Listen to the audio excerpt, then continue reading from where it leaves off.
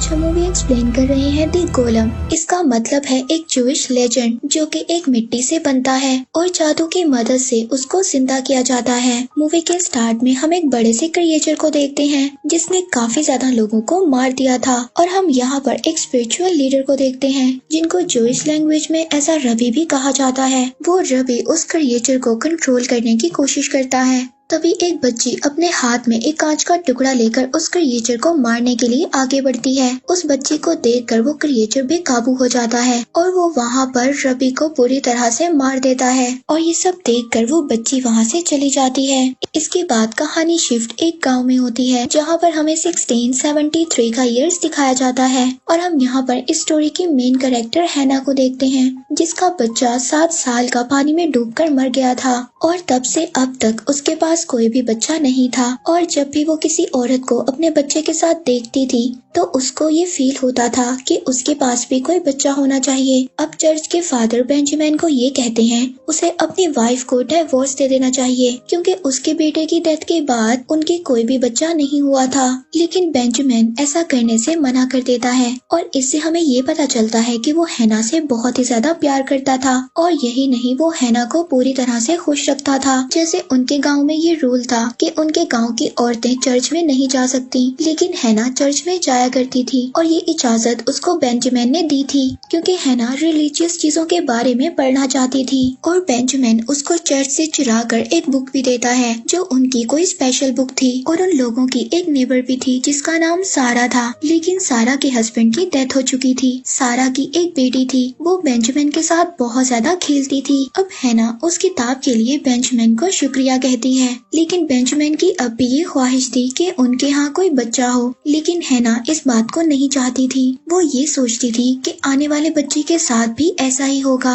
और हैना इन सब चीजों को रोकने के लिए कुछ मेडिसिन भी लिया करती थी और वो ये मेडिसिन गांव की एक औरत से लेती थी जिसका नाम परला था। लेकिन हैना को इस बात का डर था कि जैसा उसके पहले बच्चे के साथ हुआ ऐसा ही आने वाले बच्चों के साथ होगा, इसीलिए वो ऐसा किया करती थी। और नेक्स्ट सीन में हम बेंजामिन को देखते हैं जो आज भी अपने बेटे की कब्र पर जाकर उसको याद करता था। हम देखते हैं कि जिस दिन हैना की बहन की शादी थी उसी दिन उनके गांव में कुछ अजीब से लोग आ जाते हैं और उन लोगों ने अजीब से कपड़े और मास्क पहने हुए थे क्योंकि उनके गांव में कोई बीमारी फैल रही थी और जिसकी वजह से उनके गांव में काफी ज्यादा लोग मर गए थे। एक आदमी जो उन लोगों का लीडर था और उसका नाम व्लादिमीर था, उसकी बेटी को एक बहुत ही खतरनाक बीमारी हो गई थी और अगर उसकी बेटी को ना बचाया गया तो वो मर सकती थी। व्लादिमीर का ये मानना था कि इन गांव के लोगों ने उसके गांव के लोगों पर एक स्पेल किया है जिसकी वजह से उनके गांव में ये अजीब बीमारी फैल गई थी क्योंकि वो लोग बहुत ही ज्यादा पावरफुल थे जिन्हें फाइट कर नहीं हराया जा सकता था।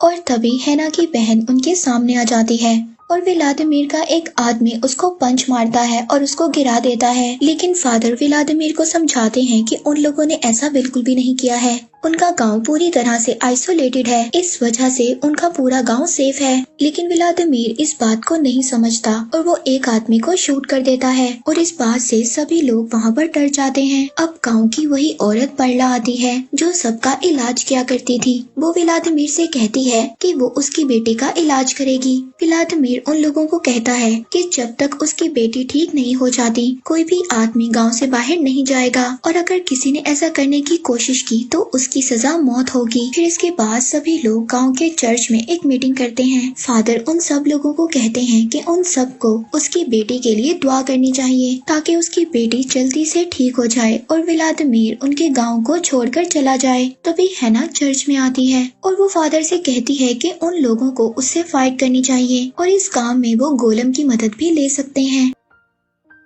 लेकिन वो सभी लोग व्लादिमीर से फाइट करना नहीं चाहते थे। तभी हैना अपनी बहन के पास आती है और वो देखती है उसको व्लादिमीर के आदमी ने हिट किया था जिसकी वजह से वो बहुत ही ज्यादा इंजर्ड हो गई थी। अब हैना की बहन को डॉक्टर की जरूरत थी लेकिन व्लादिमीर के आदमी किसी भी इंसान को इस गाँव से बाहर नहीं जाने दे रहे थे। अब इस बात पर हैना को बहुत ही ज्यादा गुस्सा आता है और अब वो अकेले ही एक गोलम बनाने का सोचती है ताकि वो व्लादिमीर और उसके आदमियों से फाइट कर सके। और फिर हैना चर्च में आ जाती है और कुछ ऐसी चीजों को पढ़ती है जिसमें गोलम बनाने के तरीके लिखे थे। और फिर हैना जंगल में जाकर एक मिट्टी का पुतला बनाती है और उसके माथे पर कुछ लिखती है और उसके मुंह में एक चिट डाल देती है जिसमें 72 सीक्रेट नेम्स ऑफ गॉड लिखे थे। इसके बाद वो उसके इर्द गिर्द एक स्टार बनाती है और उस स्टार में आग लगा देती है और ऐसा करते ही वो वहीं पर बेहोश हो जाती है। इसके बाद दूसरी तरफ परला को भी ये बात पता चल जाती है कि गांव में कुछ गलत हुआ है। और फिर जब हैना सुबह उठती है तो देखती है कि उस जगह पर एक बहुत ही बड़ा गड्ढा हो गया था। अब वो इस बात को सोचती है कि उसका काम मुकम्मल नहीं हुआ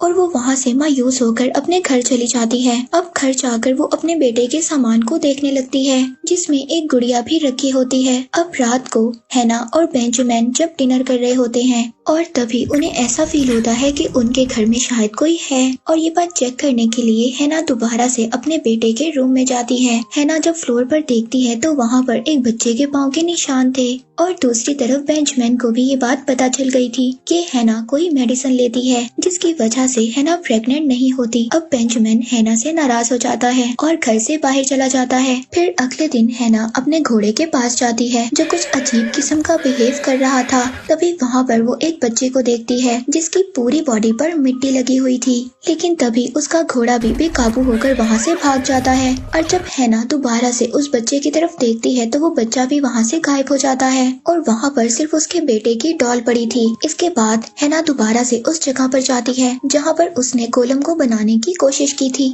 तभी वहाँ पर व्लादिमीर के कुछ आदमी आ जाते हैं। वो ये सोचते हैं कि हैना गांव से भागने की कोशिश कर रही है। वो लोग हैना को पकड़ लेते हैं और वो लोग हैना को मारने के लिए फांसी पर चढ़ा देते हैं। तभी वहाँ पर अचानक से एक अजीब किस्म की पावर उनको मारने लगती है और फिर हैना भी दरख्त से नीचे गिर जाती है। और तभी हैना के पास एक बच्चा आता है। ये वही बच्चा था जिसको इसने अपने घर में देखा था और उसकी पूरी बॉडी पर मिट्टी लगी हुई थी। हैना पहले उसको देखकर डर जाती है, लेकिन जब वो उसके माथे पर से मिट्टी हटाती है तो उसको ये बात पता चल जाती है कि ये वही गोलम था जो उसने बनाया था और जो उसने उस पुतले के सर पर लिखा था। यानी कि हैना गोलम बनाने में सक्सेसफुल हो गई थी। अब हैना उस गोलम को अपने घर ले आती है और सबसे छुपा कर रखती है। अब रात में हैना गोलम को नहलाती है और उसको साफ कर देती है। तभी उस गांव की परला उसके पास आती है और उस बच्चे के बारे में पूछती है। हैना उसको बताती है कि ये एक गोलम है और इसको इसने खुद बनाया है। हैना परला को बताती है कि इस गोलम ने उसकी जान बचाई है और वो आगे भी इनको मुसीबत से बचा सकता है।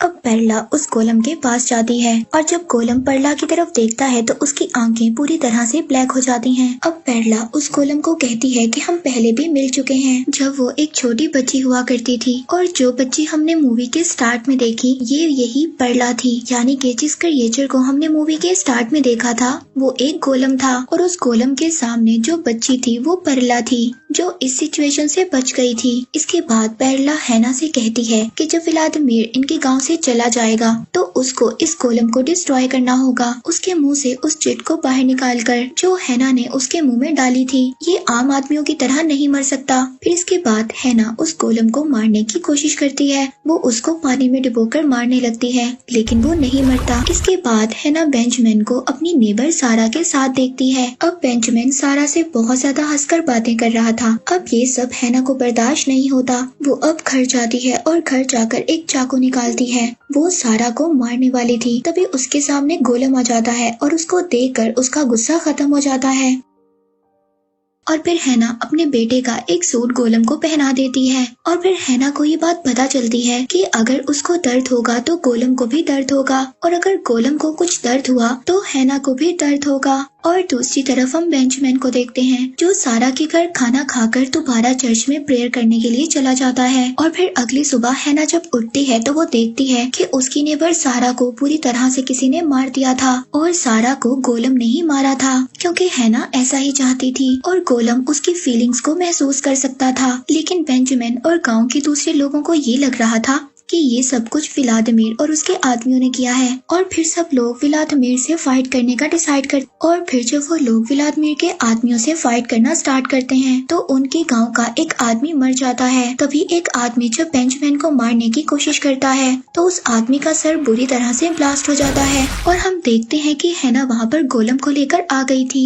लेकिन व्लादिमीर ये सब समझ जाता है कि ये सब गोलम ने किया है और वो उसको फायर करने लगता है। लेकिन इस बात का गोलम पर कोई भी असर नहीं हो रहा था। तभी पीछे से व्लादिमीर की बेटी उसको आवाज देती है। वो ठीक हो गई थी और हैना भी गोलम को रोक देती है। इसके बाद हैना व्लादिमीर को वार्न करती है कि वो अपनी बेटी को लेकर इस गांव से चला जाए और व्लादिमीर भी अपनी बेटी को लेकर वहां से चला जाता है। अब गांव के सभी लोग इस बात से बहुत ज्यादा खुश थे। अब रात को बेंजामिन और हैना जब खाना खा रहे होते हैं तो हैना बेंजामिन को बताती है कि गोलम को म्यूजिक बहुत ज्यादा पसंद है और तभी बेंजामिन उसके लिए वायलिन बजाने लगता है और फिर हैना उस गोलम को सुला देती है और बेंजामिन भी हैना को इन सब बातों के लिए माफ कर देता है। और फिर रात को पेरला भी उनके घर आ जाती है। वो गोलम को मारने की कोशिश करती है लेकिन गोलम पेरला को बुरी तरह से मार देता है और उसका खून हैना के बेडरूम में आकर गिरता है। और जब बेंजामिन ये सब जाकर चेक करता है तो उसको पता चलता है कि पेरला की डेथ हो गई है और उसको गोलम नहीं मारा है और वो एक प्रोटेक्टर नहीं है बल्कि एक हार्टलेस डीमन है। और फिर बेंजामिन हैना को बताता है कि पेरला को इस गोलम ने मार दिया है और ये कोई प्रोटेक्टर नहीं है, ये हम सबको भी मार देगा।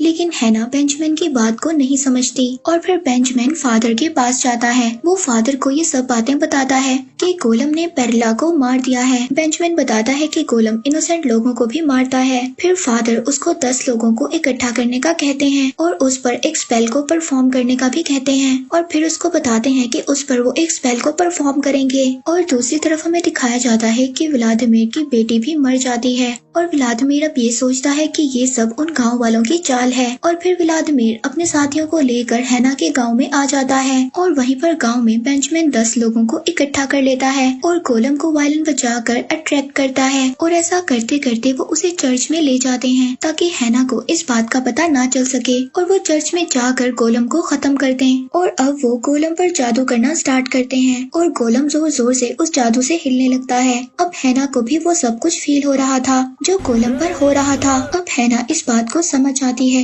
कि बेंजामिन गोलम को मारने वाला है और वो जल्दी से भागकर चर्च की तरफ चली जाती है। तभी व्लादिमीर और उसके लोग गांव में आ जाते हैं और वहां पर आग लगा देते हैं और सभी लोगों को मारने लगते हैं। तभी व्लादिमीर हैना के पास आता है और उसके सर पर एक लकड़ी से अटैक करता है जिसकी वजह से हैना बेहोश होकर नीचे गिर जाती है और उसकी वजह से गोलम भी बेहोश हो जाता है और वो लोग वायलिन को बजाना बंद कर देते हैं। लेकिन तभी अचानक से गोलम उठ जाता है और फादर पर अटैक कर देता है और फादर को भी बुरी तरह से मार देता है और वहाँ पर बाकी लोगों को भी मार देता है। लेकिन बेंजामिन वहाँ से बचकर बाहर आ जाता है और दूसरी तरफ व्लादिमीर हैना को मारने वाला था। तभी वहाँ पर गोलम आ जाता है और वो अपने हाथ से व्लादिमीर का दिल निकाल लेता है जिससे फौरन ही व्लादिमीर की डेथ हो जाती है और व्लादिमीर फौरन ही मर जाता है। और अब गोलम व्लादिमीर के बाकी लोगों को भी मार देता है और उसके सामने जितने भी लोग आते हैं सबको मार देता है। और फिर जब हैना को होश आता है तो वो देखती है कि गांव में हर तरफ आग थी और सभी लोग मर गए थे। इसके बाद बेंजामिन हैना के पास आता है और उसको समझाता है कि ये उनका बच्चा नहीं है, उनका बच्चा कई साल पहले मर चुका है। अब हैना गोलम के पास आती है और उसको गुड बाय किस करती है और उसके मुंह से वो पर्ची बाहर निकाल लेती है जिससे गोलम वहीं पर मिट्टी में चेंज हो जाता है और मर जाता है। और इसके बाद बेंजामिन हैना को हक करता है। अब वो पर्ची उड़ती हुई सारा की बेटी के पास चली जाती है और वो उस चिट को उठाकर अपने पास रख लेती है और मूवी यहीं पर एंड हो जाती है।